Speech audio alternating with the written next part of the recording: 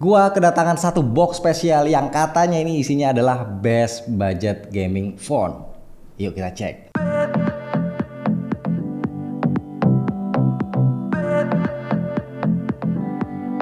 Bismillah, alhamdulillah kita ketemu lagi bareng gua Romi. Yes, ini dia paket spesial yang gua maksud adalah dari Infinix. Tapi disclaimer dulu di awal, kalian nggak usah terlalu fokus sama boxnya karena ini adalah box spesial yang dikirim khusus untuk teman-teman reviewer. Jadi ini adalah kolaborasi Infinix dengan Free Fire.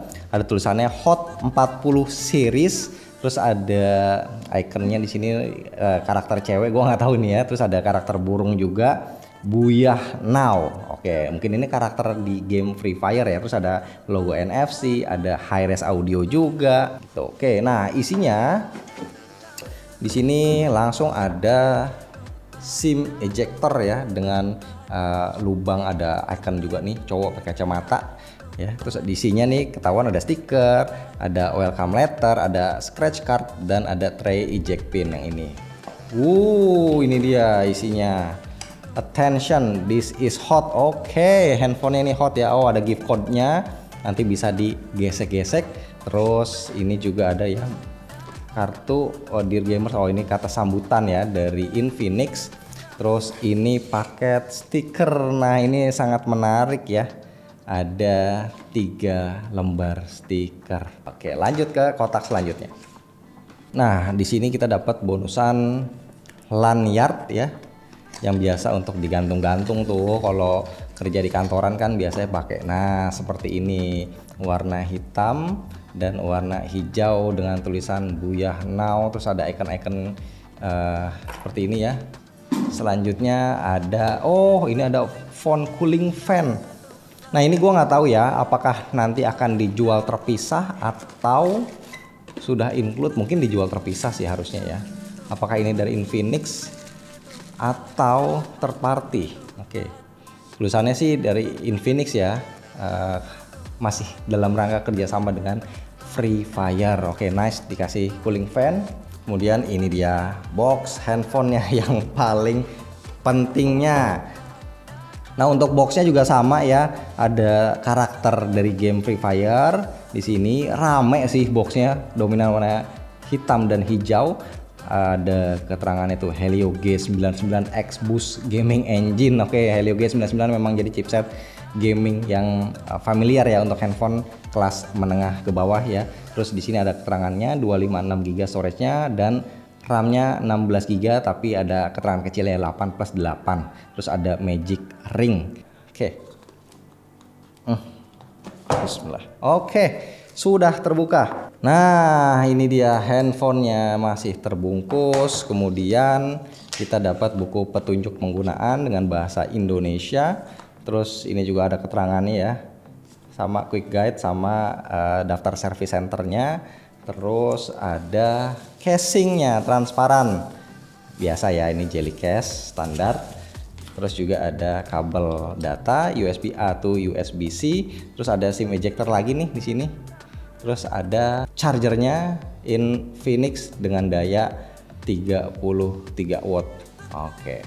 Nah, ini dia wujud handphonenya Infinix Hot 40. Tadi kalau bilang Hot 40 series itu ternyata ada 2 ya. Ada Hot 40i, itu versi yang lebih terjangkaunya, dan yang ini adalah Hot 40 Pro. Untuk yang i kalau nggak salah ada 4 varian warna, ada hitam, gold, biru, dan hijau ya.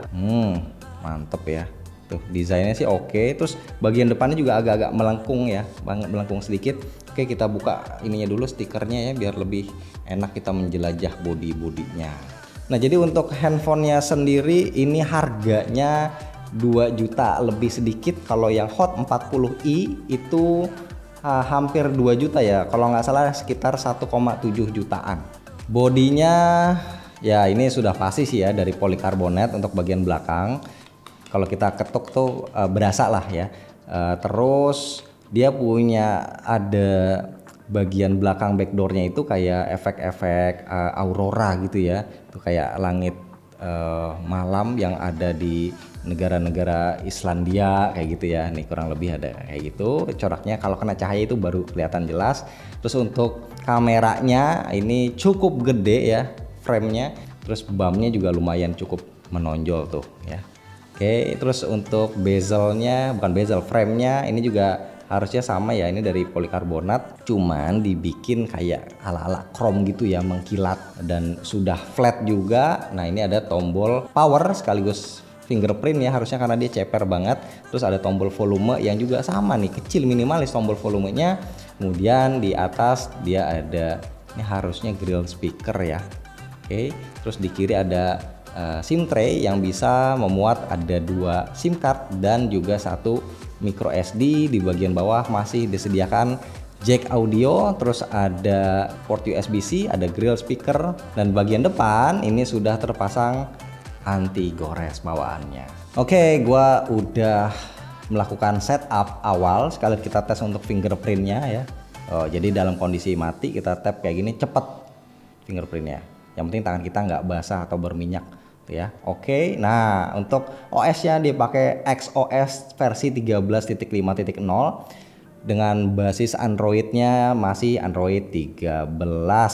Ini pure untuk video unboxing dan first impression aja, jadi gua nggak akan tes, mungkin nggak akan tes untuk benchmark apalagi main game karena gue bikin video ini jauh sebelum tanggal launchingnya. Jadi ini benar-benar untuk first impression dan unboxing aja. Oke, tampilannya seperti ini. Dia pakai tema ya, tema bawaannya adalah dari Free Fire tuh, ada tulisannya Free Fire di atas seperti ini. Kemudian untuk wallpapernya dia identik dengan warna, masih dengan warna hijau, ada warna kuning, warna hitam. Ya icon-iconnya juga cukup menarik ya bentuknya, jadi bukan bulat atau kotak seperti biasa. Dan kita bisa melihat jadi bloatware-nya ini menurut gua nggak terlalu banyak ya. Jadi wow, apa ini notifikasi. Jadi bisa dibilang bloatware-nya ini masih sangat manusiawi dan bisa kita hapus-hapusin aja nanti ya yang nggak kepake. Kemudian untuk jendela notifikasinya seperti ini ya tuh. Dari bagian kiri itu untuk notifikasi, yang kanan ini untuk ibaratnya kayak control center lah. Jadi kita bisa nemuin beberapa shortcut yang cukup banyak di sini dengan tampilan yang cukup menarik juga. Sekarang kita ke menu settings, kita mau lihat untuk displaynya. Nah ini screen refresh-nya masih auto bawaannya. Nah kita bisa ubah ke 60, 90 atau 120 Hz. Tentunya kita harus pakai yang 120 Hz ya biar benar-benar enak banget. Terus kemudian di sini ada beberapa fitur lain kayak eye care ya. Ini biasa bikin layar jadi agak kuning ya, jadi warm, mata kita nggak cepet capek. Terus ada bisa ganti color temperatur secara manual. Kemudian ada fitur ultra touch nih, ada swipe speednya, bisa normal, fast atau ultra fast. Kemudian motion speednya juga sama ya, bisa kita ganti ada normal atau fast. Oke, ini kita pakai bawaannya aja basicnya. Kemudian ada menu yang nggak kalah menarik. Nah ini di XOS ada personalisasi yang menurut gue cukup oke ya, nggak jauh beda dibanding dengan OS bawaan Android. Di sini kita bisa milih tema yang tentunya bisa kita download lagi. Ini tersedia di app marketnya si XOS ini dan banyak dengan free, bisa kita download nggak usah bayar lagi. Oke, kemudian wallpapernya juga kita bisa pilih ya, mau yang statik atau download online. Jadi kita nggak usah capek-capek download manual, nanti di online ini udah disediain kategori-kategorinya tuh, tinggal pilih aja mau yang mana. Di sini juga ada seperti biasa ya, ada pengaturan bisa ganti icon size, terus animasi ketika kita geser-geser halamannya, bisa ganti desktop gridnya ya, mau 4x6 atau 5x6. Terus juga bisa ganti warna teksnya, dan ada juga fungsi gesture. Di sini ada banyak tuh ya, ada 1 2 3 4 5 6 7 8 fungsi gesture. Nah, untuk spesifikasinya kita mulai dari layarnya dulu. Dia 6,78 inci, anggaplah 6,8 inci, resolusinya 2460 x 1080 jadi Full HD plus. Refresh rate-nya tadi 120 Hz, tipe layarnya LCD, IPS LCD. Kemudian untuk brightness-nya tipikalnya di 500 nits. Jadi untuk brightness sih bisa dibilang ini standar aja. Oke, nah untuk bezel layarnya seperti kebanyakan handphone menengah ke bawah ya, ini dia masih old school dengan bezel bagian bawahnya nih dia cukup tebal, tapi bagian atasnya kiri dan kanan tidak mengganggu, jadi standar, kecuali yang bawah tebal sendiri. Dan untuk kamera depannya pakai model punch hole dengan size yang sedang-sedang aja, nggak terlalu besar. Ini kameranya 32 megapiksel. Kemudian untuk chipsetnya seperti yang udah kita bahas di awal, dia pakai Helio G99, ini chipset legendaris. Nah, untuk RAM-nya 8 GB, bisa di-extend sampai dengan maksimalnya 8 GB. Untuk storage-nya 256 GB. Kita mau cek ya, yang bisa dipakai itu 245 GB dan sudah terpakai 15 GB. Jadi intinya bersihnya adalah 230 GB, kurang lebih segitu. Dan ini kondisi gue belum install apapun termasuk aplikasi benchmark. Nah, sekarang kita coba untuk setel YouTube ya, kita putar YouTube. Nah, kita setel NCS buat denger speakernya apakah stereo atau enggak ya.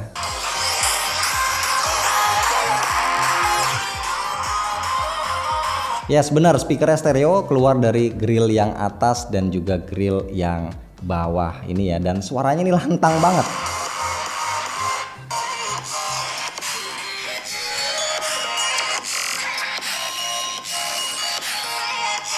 Oke, suaranya sih ini bener-bener keluar banget ya, nggak ada yang ketahan, dan di volume maksimal juga enaknya dia nggak pecah. Dan untuk haptic feedbacknya, karena ini adalah handphone kelas menengah, tentunya nggak ada, tapi ya bisa dibilang ini nggak sember-sember amat ya. Vibrate-nya memang terasa garing dan cukup kencang, tapi nggak sampai yang sember bikin tangan kesemutan. Jadi cukup oke aja. Dan terakhir kita sedikit bahas kameranya. Jadi ini kan sebenarnya triple kamera, tapi setupnya ya seperti biasa lah ya. Ini handphone yang bukan diperuntukkan untuk spesialis kamera, jadi cukup jomplang untuk setupnya. Yang pertama adalah lensa utamanya wide 108 megapiksel, kemudian ada lensa ini harusnya ultra wide ya, bukan ultra wide, makro 2 megapiksel, dan satu lagi katanya ini AI kamera, dan gua nggak tahu ya fungsinya nanti untuk apa sih AI kamera ini, apakah cuman sebagai hiasan aja atau memang ada fungsinya kayak untuk ya memperbaiki untuk foto bokeh ya, mungkin seperti itu ya. Intinya dia nggak punya lensa ultra wide apalagi tele. Nah, untuk interface kameranya kita lihat nih seperti ini. Oke, tuh ya, jadi kita dapat 1 kali atau 2 kali digital zoom kalau pakai mode auto, kemudian ada mode video, kemudian ada mode film, yang mana ini ada template-templatenya buat kita bikin short movie. Terus juga ada beauty. Nah, ini buat motret orang ya harusnya. Di sini ada efeknya tuh, mau dibikin slim apa sih, secantik apa sih mukanya gitu ya, sebersih apa sih. Kemudian juga ada portrait. Di sini portrait. Nah, ini kita nggak bisa milih ininya ya. Ketika mau foto kita nggak bisa milih atau nentuin depth fokusnya, angkanya berapa bukaannya. Kemudian ada super night. Nah, bisa pakai 1 kali atau 2 kali digital zoom. Oke, kita coba untuk shutter lag-nya dulu ya. Standar ya, untuk shutter lag-nya standar aja.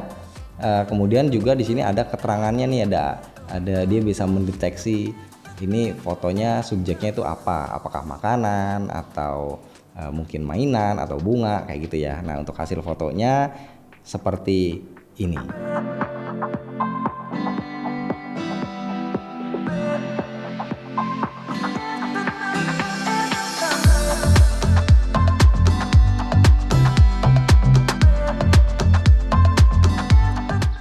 Oke, ini adalah perekaman video menggunakan kamera utama dari Hot 40 Pro ya, dia bisa pakai fitur steady nih. Nah, mentok di Full HD 30 fps seperti yang sedang kita coba sekarang. Kita cari ya. Oke, gimana, stabil nggak?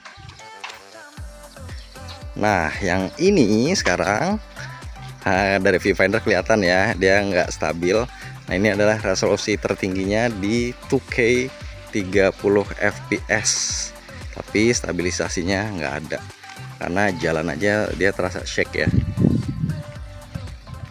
Oke, gua rasa cukup segini aja untuk video unboxing singkat dan juga first impression dari Infinix Hot 40 series. Tepatnya ini adalah Infinix Hot 40 Pro, yang mana ada juga versi yang lebih hematnya Hot 40i. Nah, untuk Hot 40 Pro ini harganya 2 juta lebih sedikit. Kalau yang Hot 40i itu 1,7 atau 1,8 juta, kisarannya seperti itu kurang lebih. Dan ini bisa dibilang memang ditujukan marketnya untuk orang-orang atau anak-anak yang suka main game, terutama Free Fire ya, karena memang kolaborasi dengan Free Fire. Terus untuk spesifikasinya walaupun nggak bisa dibilang ini baru-baru banget, tapi ya masih oke lah. Dia pakai chipset Legend Helio G99, RAM-nya 8GB, storage-nya juga lumayan 256GB, baterainya 5000 mAh, sudah support fast charging 33 watt dengan kamera utamanya 108 megapiksel, depan belakang bisa merekam 2K 30 fps. Dan kalau teman-teman tertarik pengen nyicip ini ya, ini kalau nggak salah harusnya launchingnya tanggal 19 Februari dan mulai akan dijual di 20 Februari. So stay tune aja, nanti linknya akan gua update di deskripsi. Thank you.